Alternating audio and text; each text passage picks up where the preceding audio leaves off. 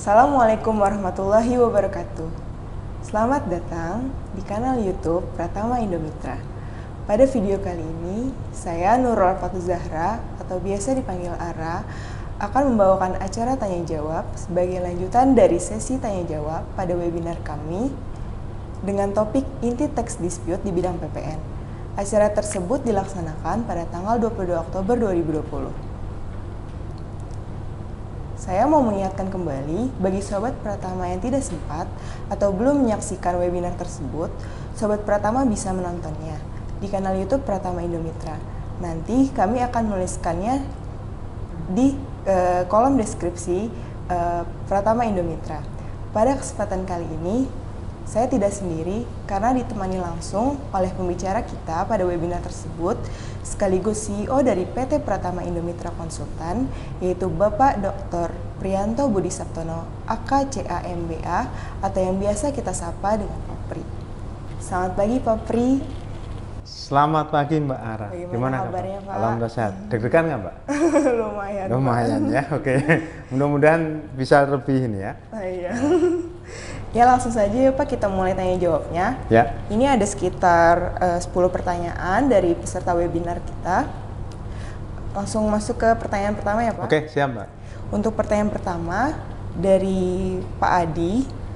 Pak, jika pusat sudah PKP dan di kantor cabang belum PKP ada penyerahan sewa bangunan, apakah kantor pusat harus menerbitkan faktur pajak?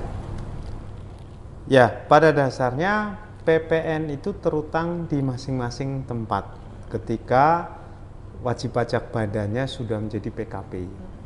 Karena yang dilihat bukan per ini pusat, ini cabang, ini berbeda. Kalau udah pusat PKP ya berarti satu wajib pajak ini sudah PKP. Nah, tinggal masalahnya kan penyerahannya ada di mana. Kalau penyerahannya ada di pusat, misalkan ke customer, otomatis pusat. Tapi kalau penyerahannya melalui cabang, berarti cabang ini seharusnya sudah dikukuhkan sebagai PKP.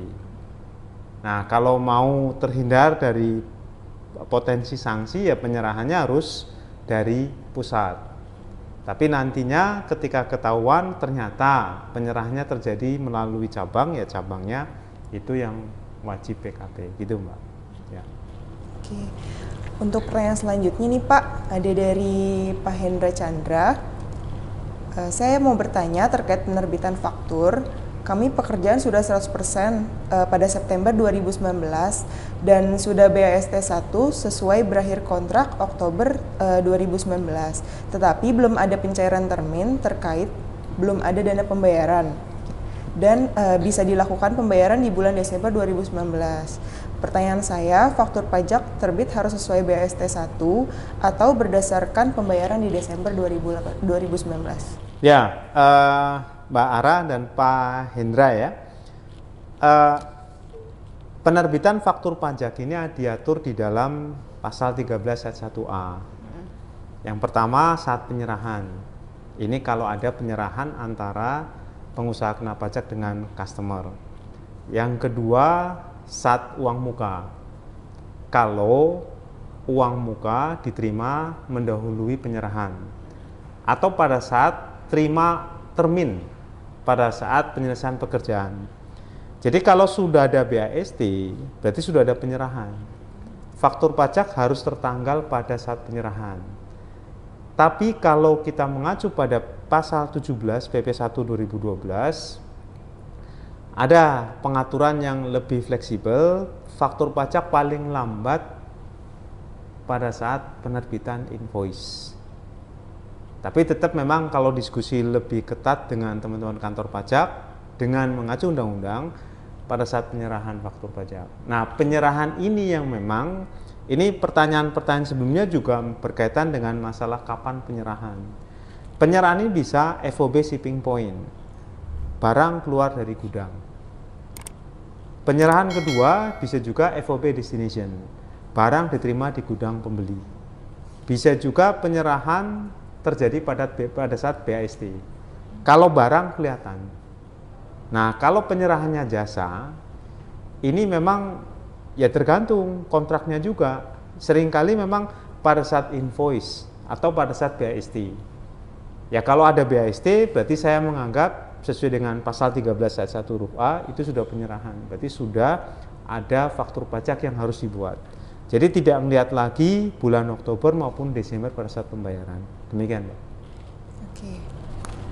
Untuk pertanyaan selanjutnya, Pak, ada dari Pak Aan. Izin bertanya, Pak Pri, perusahaan dapat komisi, akan tetapi perusahaan leasing pemberi komisi meminta kita buka faktur pajak. Apakah ini benar? Sedangkan kita memotong PPh-nya juga. Ya, ini komisi dianggap sebagai sebuah penyerahan. Misalkan begini, kita membantu melakukan suatu kegiatan, berarti kan penyerahan ya. Nah, makanya kita mendapatkan komisi. Otomatis itu atas jasa.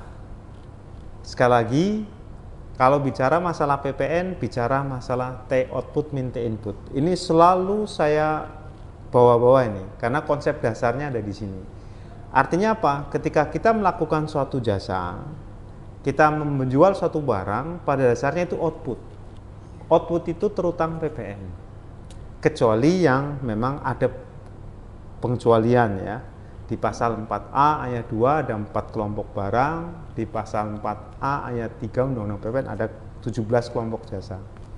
Jadi kalau udah ngomong komisi, berarti ada jasa yang dilakukan. Kalau itu ya terutang PPN. Nah, untuk uangnya sendiri kan itu pembayaran ya. Berarti ini ada dua nih. Pertama adalah si pemberi jasa. Berarti dia melakukan jasa, ada penyerahan terutang PPN. Kemudian yang memberi komisi, dia memberi barang. Barangnya berupa uang. Uang itu non objek PPN. Jadi kalau dua transaksi ini tanda kutip, transaksi penyerahan jasa dan transaksi penyerahan dana, duit. Yang pertama penyerahan jasa terutang PPN, yang kedua penyerahan uang itu bukan objek PPN. Demikian, Pak.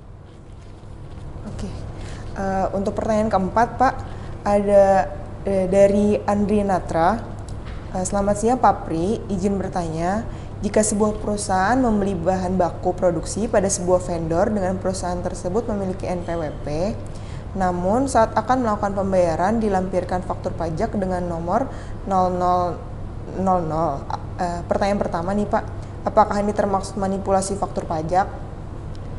Pertanyaan kedua, jika manipulasi, apakah kesalahan akan ditanggung oleh pembuat faktur atau terimbas juga ke perusahaan pembeli? Pertanyaan ketiga, bagaimana cara mengetahui jika ada manipulasi faktur pajak? Mohon penjelasannya. Terima kasih, Pak Pri. Dengan Mbak siapa tadi? Ya, Pak siapa? Andri Natra. Andri Natra ya. Oke. Pertama gini, manipulasi atau tidak saya tidak bisa menjawab ya. Karena prinsipnya begini. Faktur pajak itu berfungsi sebagai bukti pemungutan PPN. Berarti memang itu nanti faktur pajak harus memenuhi ketentuan formal dan material. Artinya faktur pajak harus sesuai dengan transaksi yang sebenarnya. Nah, saya nggak tahu nih, artinya ketika memang ada penyerahan barang atau jasa, karena saya melihat pertanyaan Pak Andrinata kan kurang terlalu jelas ya. Jadi pertama itu konsepnya dulu, faktur pajak itu merupakan bukti pungutan PPN. Berarti kalau ada pungutan PPN, ada penyerahan jasa atau ada penyerahan barang. Itu ya. Nah, tinggal masalahnya jasa dan atau barang ini masuk pengecualian di pasal 4A ayat 2 dan ayat 3 enggak? Kalau masuk pengecualian itu tidak terutang PPN. Kemudian ketika ada kesalahan, ini yang pertanyaan yang kedua ya. Ketika ada kesalahan, siapa yang nanggung? Pertama, penerbit faktur pajak, ini ketika melakukan kesalahan, dia nanggung. Berarti faktur pajak dianggap tidak lengkap. Dan ada sanksinya. Bicara masalah sanksi hukum, kita menerapkan asas legalistik. Ketika ada kesalahan, ada sanksinya, ya udah kita pakai. Tapi ada kesalahan yang memang tidak memiliki sanksi, berarti kita nggak bisa kenakan sanksi. Pertama, dari sisi penerbit faktur pajak, ya dia bisa salah ketika faktur pajaknya tidak lengkap. Misalkan kayak tadi ya, NPWP-nya nggak lengkap.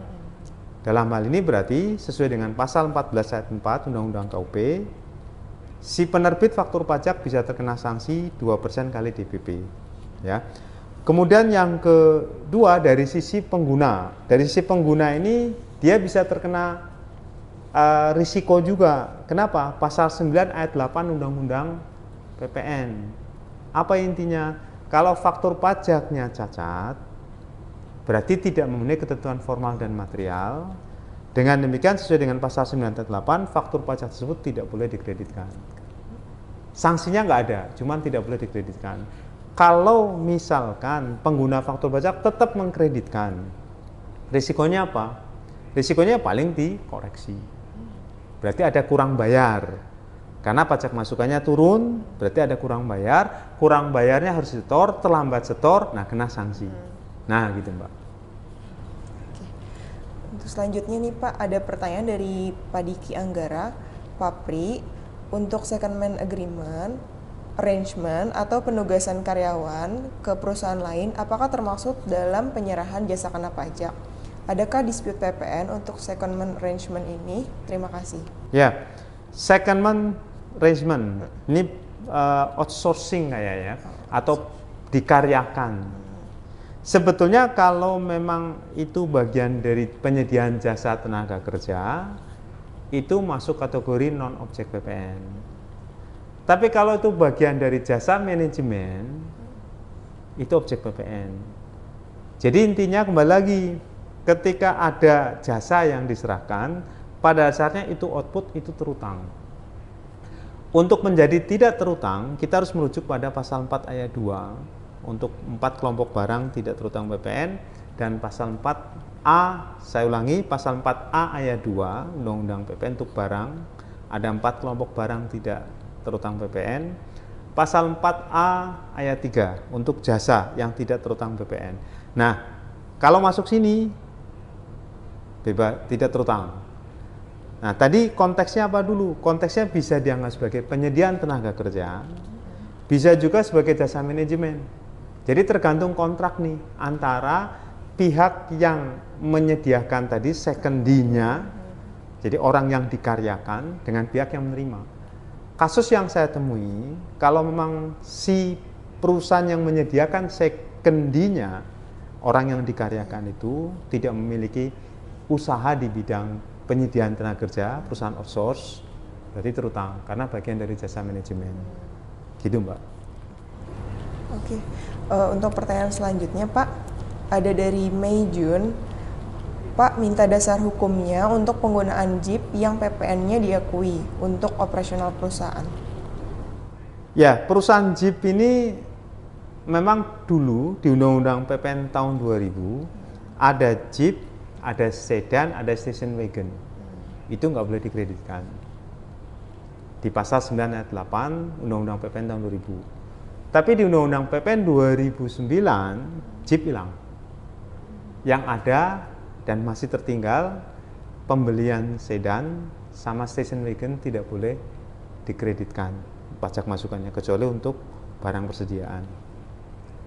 Kenapa logikanya? Secara umum memang sedan station wagon bukan untuk mobil operasional.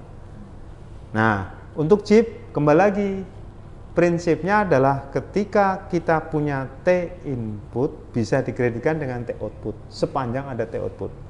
Jadi JIP ini tidak masuk pengecualian pasal 9 ayat 8. Jadi kalau memang punya T output, JIP-nya dipakai untuk operasional.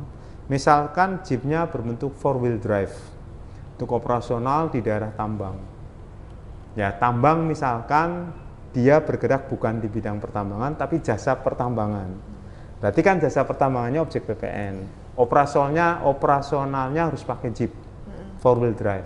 Nah, ini boleh dikreditkan karena jasa pertambangannya itu T outputnya ada, beli JIP T inputnya ada, nyambung berarti boleh dikreditkan, gitu Mbak. Jadi ketentuannya ada di pasal 9 ayat 8 Undang-Undang PPN. Selanjutnya ada dari Pak Ferdiansa, kenapa pajak masukan dan nyata-nyata ada arus uang dan barang, tapi ternyata tidak dilapor oleh pihak pembeli di SPT masa PPN-nya. Masih ditanyakan SP2 DKAR kita sebagai penjual. Kita kan nggak bisa kontrol kewajiban pajak lawan transaksi.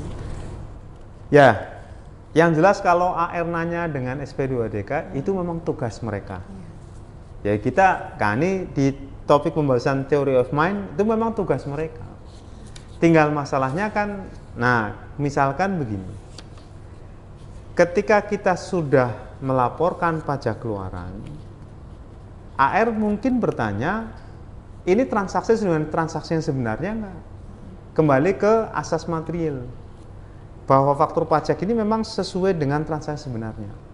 Ya berarti pihak penerbit faktur pajak tinggal menjelaskan bahwa dia melakukan transaksi, kemudian dia mengungut PPN, dia menerbitkan faktur pajak, sudah setor, sudah lapor, selesai.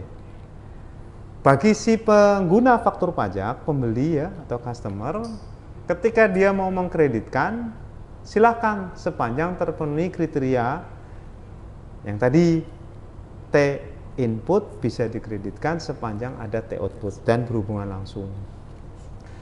Pembeli bisa juga karena itu hak tidak mengkreditkan pajak masukan. Ya misalkan agar tidak lebih bayar, agar tidak kompensasi, ya silakan. Jadi bagi si wajib pajak yang memang dapat SP2DK, ya memang harus ditanggapi. Ya demikian Pak. Oke. Untuk pertanyaan selanjutnya Pak, ada dari Ibu Nina Karina Zai. Izin bertanya Pak, jika kita mendapatkan faktur pajak masukan 3 bulan berturut-turut dari PT yang kantor pusatnya di luar negeri, tetapi kita nggak pernah bertransaksi apapun ke PT tersebut, dan hal ini baru diketahui sejak aplikasi e-faktur 3.0 diupdate. Apa yang harus kami lakukan Pak? Sementara perusahaan tersebut merupakan marketplace luar negeri dan susah dihubungi. Sebentar. Ini transaksi perusahaan dalam negeri dengan siapa ini? Dengan perusahaan luar negeri. Perusahaan luar negeri. Perusahaan luar negerinya marketplace. Marketplace luar negeri. Kan marketplace dia menjualkan. Soalnya ini yang saya nggak begitu jelas ya. Begini. Ini pakai Bu Nina ya. Saya perlu mendapatkan penjelasan lebih lanjut dengan dari Bu Nina nih. Karena begini, marketplace kan dia memberikan jasa menjualkan barang. Jasanya itu diberikan kepada siapa? Kepada si merchant. Berarti kita perusahaan di dalam negeri, ya kita minta tolong marketplace luar negeri, misalkan apa? Amazon atau eBay. Mereka dapat fee-nya bukan dari kita. Mereka dapat fee-nya dari merchant. Jadi dalam hal ini kita, ya kalaupun misalkan, ya kena PPN ya, karena memang kita memasukkan barang dari luar daerah pabean ke dalam daerah pabean. Jadi sebetulnya dalam konteks ini seharusnya barang dikirim dari luar negeri ke dalam negeri itu akan nongkrong di kantor pos. Kenapa? Kantor pos akan minta, hei wajib pajak pembeli, lu beli dari luar negeri, berarti lu bayar PPN dulu. Kalau mau lu dapat barang lu yang lu beli, silahkan datang kantor pos, bayar PPN, baru nanti barang bisa dikeluarin. Jadi sebenarnya nggak ada masalah dan nggak ada kaitannya dengan marketplace luar negeri, gitu. Oke. Pertanyaan selanjutnya Pak, ada dari Ibu Sisilia Irmawati. Papri, resort atau hotel kami di Bali ada layanan spa. Ada tamu ikut spa dan juga beli bahan spa seperti krim. Nah, apakah krim itu subjek pajak PPN? Karena selama ini kami hanya kenakan PB1. Begitu juga jika ada pembelian souvenir, kami hanya kenakan PB1 saja. Oke. Harus dibedakan ya. Ini spa jual produk atau beli produk? Jual produk. Spa jual produk. Kalau memang itu produk bagian dari jasa spa, ya berarti itu masuk kena pajak daerah. Kayak sama hotel. Hotel itu juga jual cindera mata. Tapi kalau itu memang bagian dari produk hotel, itu berarti kena pajak daerah. Dalam hal ini pajak hotel. Kalau ini kan pajak, ini masing-masing daerah bisa jadi itu bagian dari jasa hotel. Bisa juga itu bagian, kalau spa ini saya melihat kan bagian dari hiburan. Memang hiburan itu bukan objek PPN, jasa hiburan ya, bukan objek PPN. Nah, tinggal mengategorikan ini bagian dari pemberian jasa hiburan atau tidak. Soalnya, contoh ya, kita beli minuman di minimarket, ada PPN-nya. Tapi kalau kita beli minuman di restoran, sama minumannya. Beda. Kalau kita beli minuman di minimarket, itu berarti kita beli barang. Ketika kita ke restoran, betul beli barang, tapi bagian dari jasa restoran. Jasa restoran di situ ya, tidak terutang PPN. Jadi harus melihat konteksnya di sini. Ketika memang itu bagian dari spa, jasa hiburan, itu bukan objek PPN. Karena apa? Ada pengecualiannya di dalam pasal 4A ayat 3 jasa hiburan ya.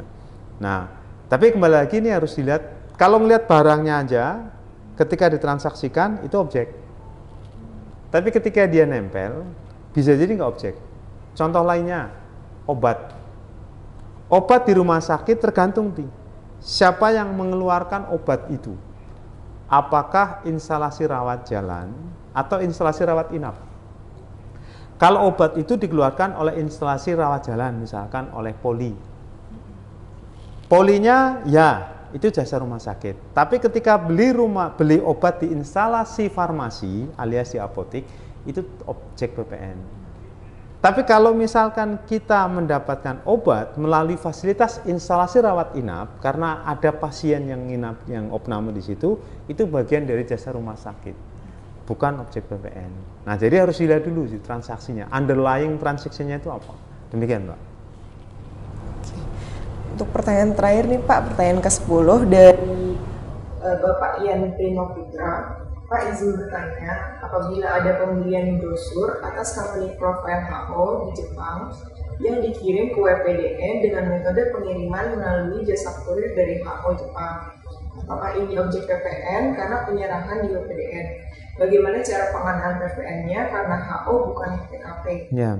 dan tidak memungkinkan untuk dianggap PPN impor karena tidak melalui metode impor atau PPN overseas yang dipungut. Ya, sekarang pengirimannya melalui apa? Jasa kurir. Jadi ini tetap konsep dasarnya destination principle. Destination principle penjualnya di luar negeri, kemudian pembelinya di dalam negeri. Berarti yang harus tanggung PPN adalah si pembeli. Karena ini memasukkan barang dari luar daerah pabean ke dalam daerah pabean, otomatis ada self-imposed VAT. Self-imposed VAT-nya berarti si pembelinya bayar PPN dengan cara pilihannya memang kalau dia beli barang berarti melalui mekanisme bea cukai atau bank devisa atau yang tadi kantor pos ya. Kalau misalkan dia itu jasa, berarti bayar pakai SSP. Nah, ini sebetulnya ya kembali lagi, masalahnya kan si kurirnya ini tidak ditunjuk sebagai pemungut. Jadi ada satu kelemahan peraturan yang sekarang. Makanya muncul Undang-Undang Nomor 2 2020 tentang transaksi elektronik. Si penjualnya itu dianggap sebagai pemungut PPN. Caranya apa? Dia harus membuka cabang untuk melakukan pemungutan PPN. Tetap pembelinya nanggung karena destination principle. Jadi kembali ke kaidah umum. Pokoknya kalau udah bicara PPN, kasusnya kayak apapun kembali ke kaidah umum. Kaidah umumnya apa? T output min T input itu satu, mekanisme pemungutan PPN-nya bersifat tidak langsung. Kemudian yang kedua, siapa yang nanggung pajak? Yang nanggung pajak pilihannya origin principle atau destination principle. Sudah disepakati seluruh dunia menggunakan destination principle. Tinggal bagaimana mekanismenya. Kalau kasus ini ya memang sekarang banyak terjadi. Ada titik lemah dengan mekanisme barangnya nggak melalui kepabeanan. Karena melalui jasa kurir, ya apalagi tinggal download. Nah, makanya muncul Undang-Undang Nomor 2 2020 yang dulunya menjadi Perpu Nomor 1 2020. Ada level playing field yang sama. Apa itu maksudnya? Jadi ya si penjual ditunjuk sebagai pemungut. Dengan cara apa? Ya dia punya kantor perwakilan Indonesia nanti melakukan penyetoran. Gitu, Mbak. Ya. Sudah selesai ini kok, pertanyaannya sudah terjawab semua. Sudah 40 ya. Ini video keempat ini. Jadi sudah 40 ya. Oke, siap. Mungkin ya. Cukup jelas untuk sobat Pratama maupun saya pribadi ya Pak. Terima kasih Pak Pri. Oke, kembali Mbak. Ya. Demikian sobat Pratama, acara tanya jawab bersama dengan Pak Pri. Sebagai lanjutan dari webinar inti dari tax dispute di bidang PPN, saya Ara mau mengingatkan kembali untuk terus mendukung kanal YouTube Pratama Indonesia dengan subscribe, share, dan like. Jangan lupa terus pantau terus kanal YouTube Pratama Indonesia. Terima kasih. Assalamualaikum warahmatullahi wabarakatuh.